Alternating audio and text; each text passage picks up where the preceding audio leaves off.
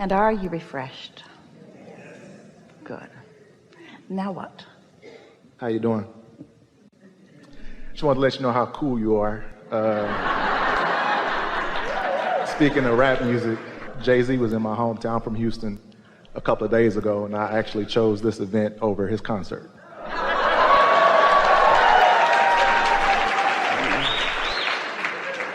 I'm in a bit of a quandary of thought over something that happened to me a few months ago. I know a few years ago, when you speak about something that you don't want, one thing that I didn't want being a bachelor was a kid. And it's about 7-8 years ago, my son's mom came to me with the pregnancy test and told me she was pregnant. So that was a life-changing event for me. But I've had a great experience with that. My son, that's my little best friend. And me and his mom, we had a rough start at first, but we've kind of gotten to a place where we can co-parent, and it's peaceful now. Being a little bit older and wiser from that experience a few years ago, another thing that I didn't think that I wanted was like a committed relationship, being a bachelor. And a few months ago, that kind of hit me in the face as well. I met somebody and, I woke up one day and I was like, man, this feels different. This connection that I have with this person is a lot different than I thought it was going to be. So everything was great. We had moments to kind of get to understand each other and things of that nature. A few months ago, she told me she was pregnant.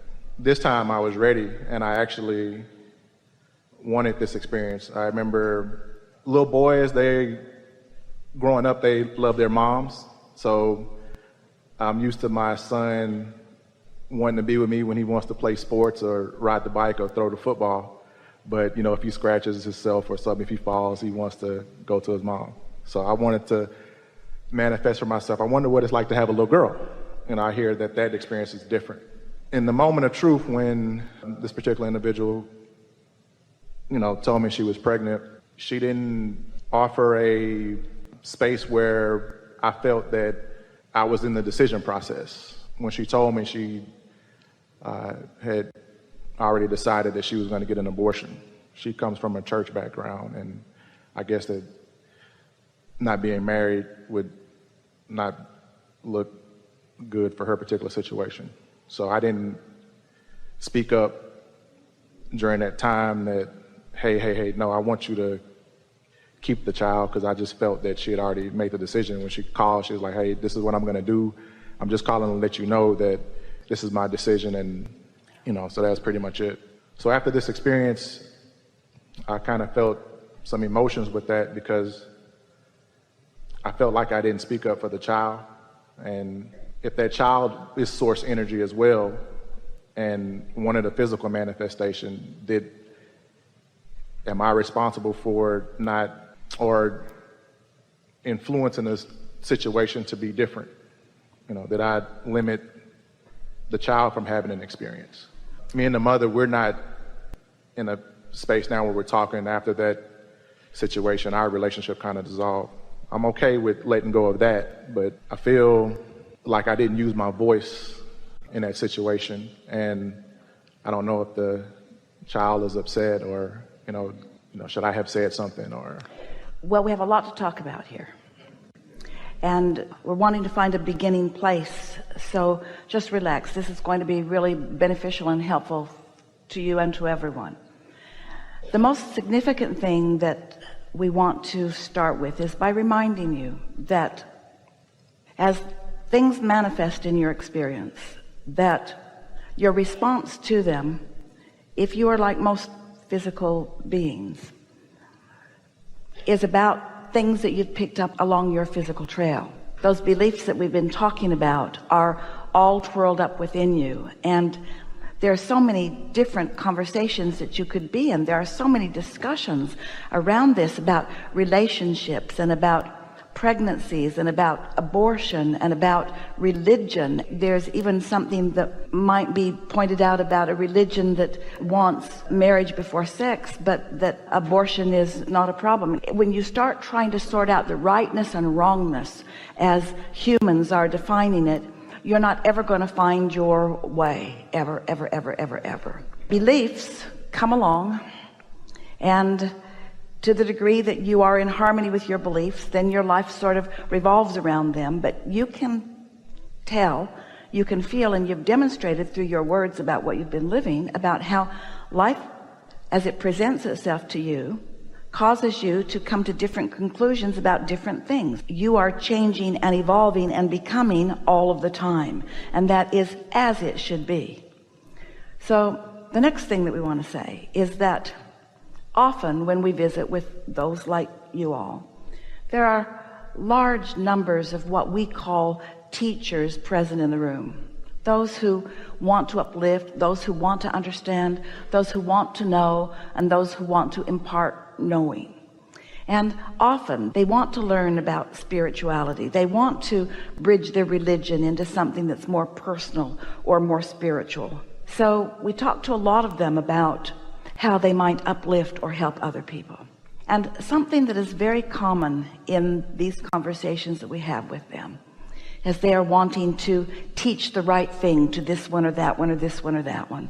And often as they talk to us about someone that they care about who's in some particular quandary or problem about something, and this is the part that we really, really want you to hear, we always say to them, every single person is an extension of source energy, and every single person has an inner being who is flowing to them, and every single person has an inner being who is flowing and wanting to call them to their path of least resistance for all that they desire, every single one of them. And then we say to these teachers, these well-meaning teachers, if this person is asking, and if their inner being is answering, and those things are always true, and they are not hearing, what makes you think they will hear you? It's not your job to be the guidance or counselor for anyone. It is your job to live your life, let life help you to evolve in the things that you desire, and once a desire is formulated within you, to follow that guidance and move toward that. But it is not your responsibility, and no one is, from the non-physical point of view, holding you in some sort of light of wrongdoing about the co-creative process that you are involved in. Those things are all assigned from the spin-off of man's conscious mind as people are coming together in different combinations and wanting to control others. It is such an interesting thing. Most of that control comes through some form of religion, because most people are not connected to their own guidance through their religion, but to some rules that have been assigned by someone else.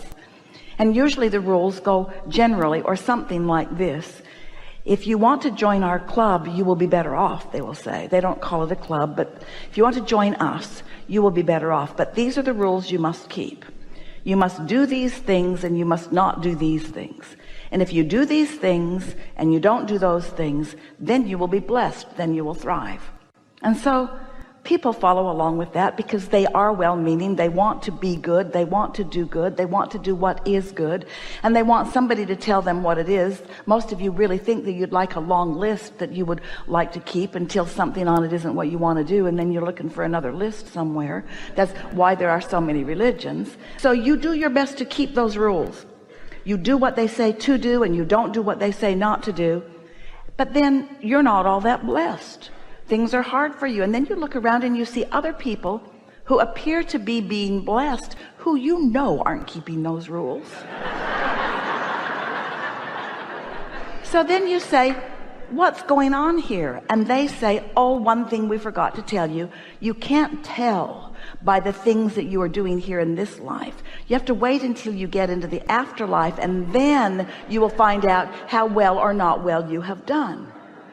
Well, what kind of guidance is that? You have an inner being, and so does your girlfriend, and so does everyone. You have inner beings who are loving you always, knowing where you stand always in relationship to the expansion that you are discovering, who are always calling you. And so these experiences that you have described, when we say to you what you are creating is you.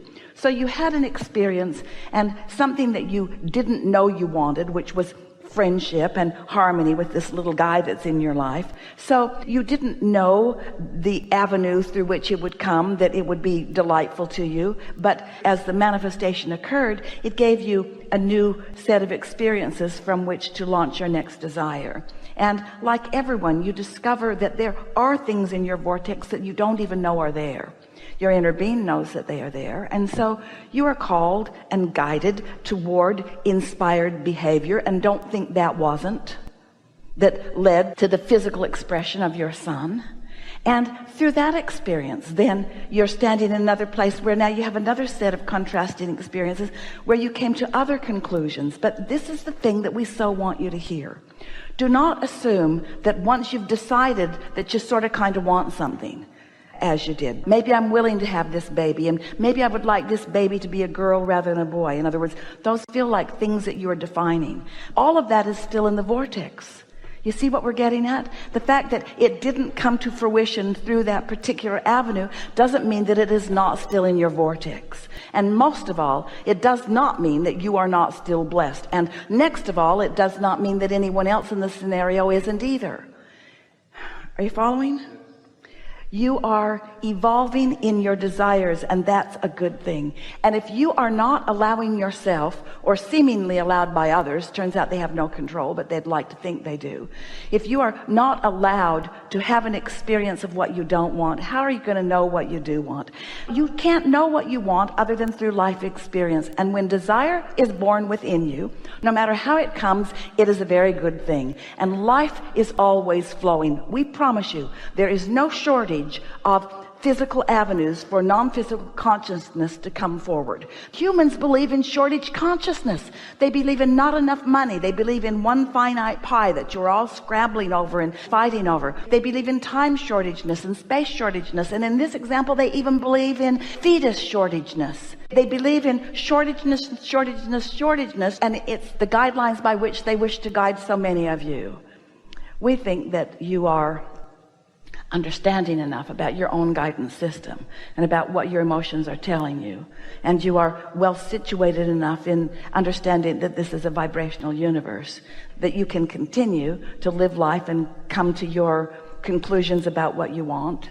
And it is our desire that here today, that what you're hearing in all of this conversation is that there is a whole lot that's in your vortex that you cannot even consciously describe.